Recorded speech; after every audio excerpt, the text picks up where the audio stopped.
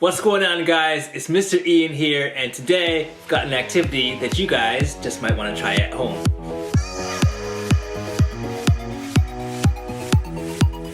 So what we're going to be doing today is we're going to be building a diorama. What? That is a diorama. A diorama. Now, a diorama is a model of a 3D scene. For example, if you go to the museum and you see a display of like the dinosaurs surrounded by their habitat, that's a diorama. Or perhaps at Christmas time you've seen a nativity scene where they have a model of Jesus and the wise men and the animals in the barn. That's also a diorama. So here's your options here. Maybe the easiest way is you can use like a shoebox, right? So the lid and then the box, kaboom. There's your frame for a diorama. But if you really want to go big, you can use a washing machine or a dryer box or a bicycle box. Or you can use cereal boxes. So today we're going to be using cereal boxes. Next, we're going to need some supplies. For this activity, you will need white paper, construction paper, glue stick, tape, paint, paintbrush, colored pencils, crayons, markers, and cereal boxes. Alright, so if you've got your supplies, the first thing we're going to do is we're going to take the cereal boxes and we're going to cut them into the frame that we want. So for this, I like to use what's called an X-Acto knife. If you don't have one of these, you can also use a pair of scissors. Maybe you want to ask your parents or an older brother or sister to help you with this, because you don't want to make a mistake with one of these. Alright, so here we go.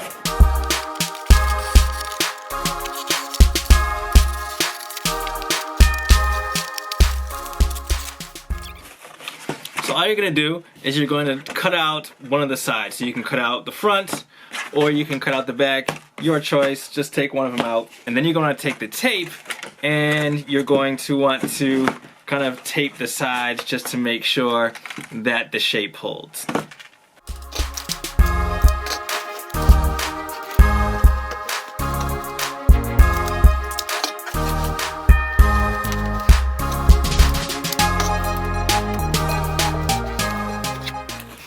Alright, so once the sides are taped, then you've got your nice frame.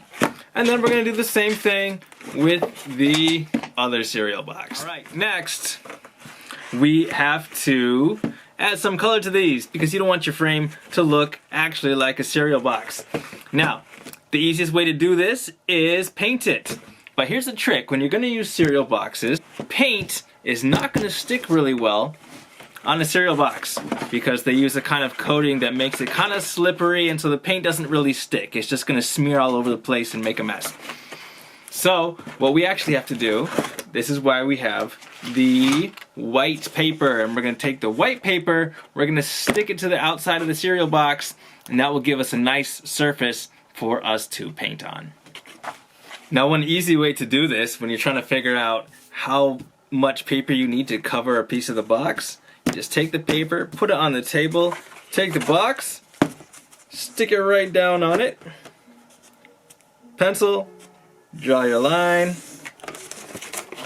and voila, now we have a nice straight line. You know exactly where to cut to get exactly the size of paper you need. Now, a diorama has to be a model of something or somewhere. And it can be just about anywhere, but since my students were working on ancient Egypt before school let out, my diorama is going to be on ancient Egypt.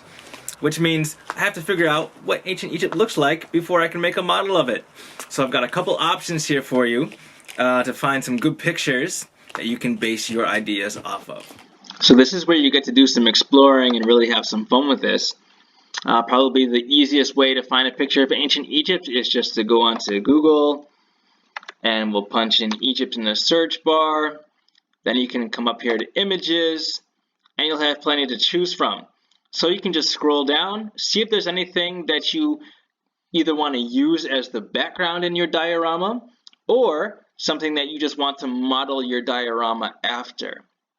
Now, one of my favorite websites for looking for pictures is actually unsplash.com. The cool thing about this website, and this goes for adults and teachers and whoever, is that these are all professional quality and royalty-free pictures. So if you want to use a piece of these on your own website, or if you want to download them or print them out, then you can totally do that. It's not a problem. So once again, we'll punch Egypt into the search bar, and you'll have plenty to choose from. Maybe you want to do something more familiar like the pyramids or like the Sphinx here, or maybe you want to go in a different direction and use something a little bit different.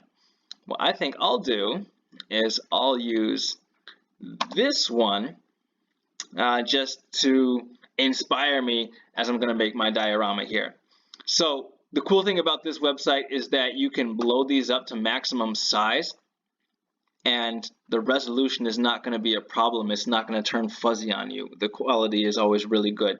The only thing they ask is that you go up here to the corner and find out who the photographer is. So you have the name, you have the handle, and especially if you publish this on like a website, just give a shout out to the photographer, give credit where credit is due, and these pictures are yours to use. All right, so I've printed off my picture, and I've got my paint, my paint brushes, and this is where we get to take our blank frame and make it actually start to look like something. Now, it doesn't have to come out looking exactly like this. I'm not the greatest artist.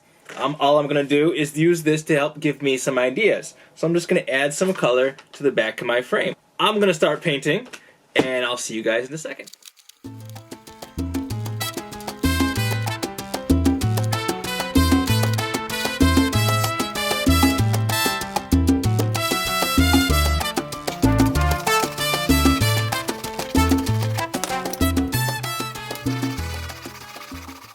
So, got one piece finished here. As you can see, I kept it pretty simple.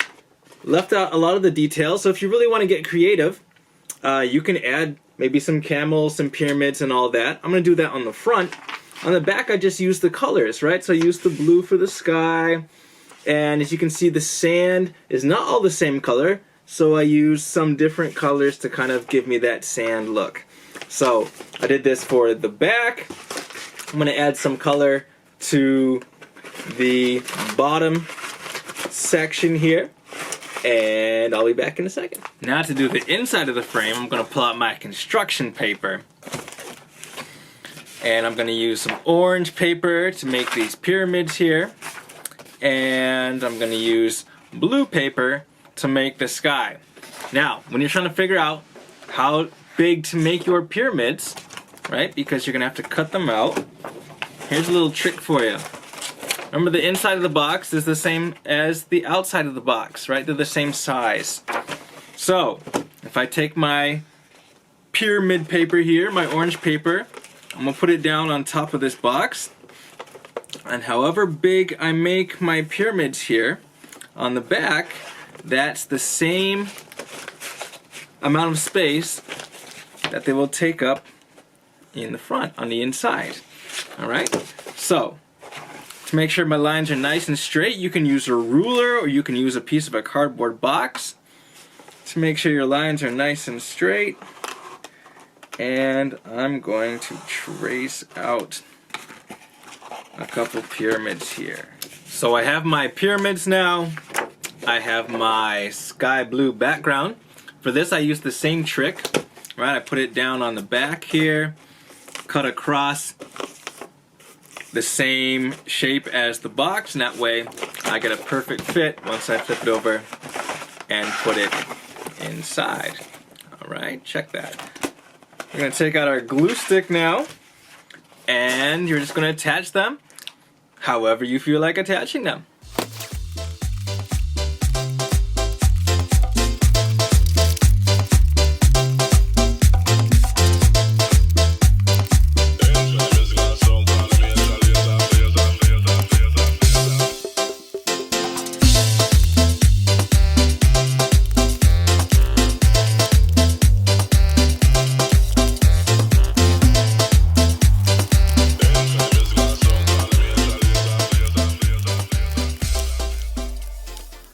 Alright guys, so as you can see, I've been fairly busy here. I got my back piece and I've got my floor piece. They're still detached, so the last thing I have to do is put them together.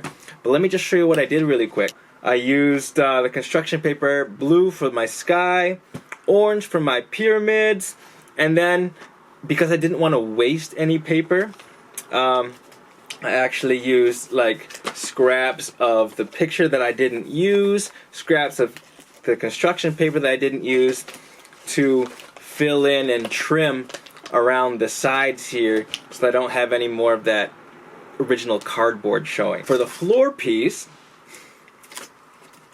I decided to actually take the original desert picture, blow up the sand part, and then print that out, and then use that to give me kind of a realistic desert look on my floor. Some of my third graders were doing research on ancient Egypt, and they learned that the Nile River was a really important part of Egypt, so I decided to include a construction paper river here. Now, one of the things that you guys can do if you really wanted to be creative is you can add ways to make it more 3D and more touchable. So one cool option you have is sand. If you have an arts and crafts store, you can actually get jars of decorative sand that you can use. Now, a lot of those stores are closed right now, which is why I didn't use it, but when you can, it's a really nice touch, right? So the sand goes in here, and you just have to be careful not to spill it, right? I decided to use a picture. I just kept it with paper. If you guys don't want to print out a picture, if you guys don't want to use construction paper, you can also just use regular paper and use your markers, your crayons, whatever, and you can draw whatever design you want.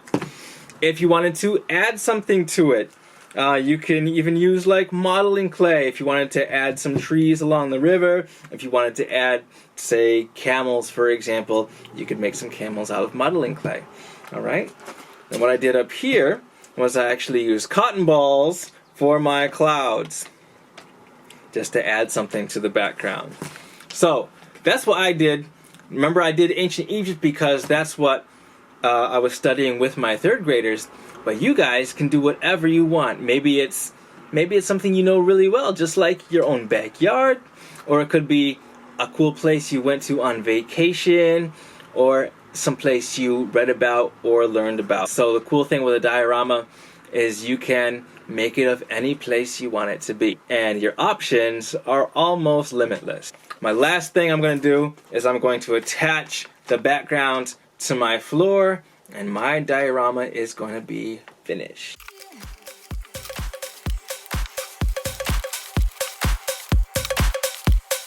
Oh, yeah.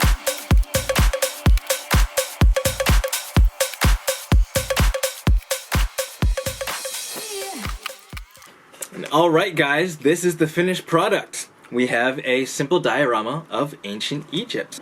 Thanks for tuning in. I hope you enjoyed the video. It's your turn now. Go ahead, do your best, use your imagination, be creative, and have fun. Alright? We'll see you guys later. Bye-bye.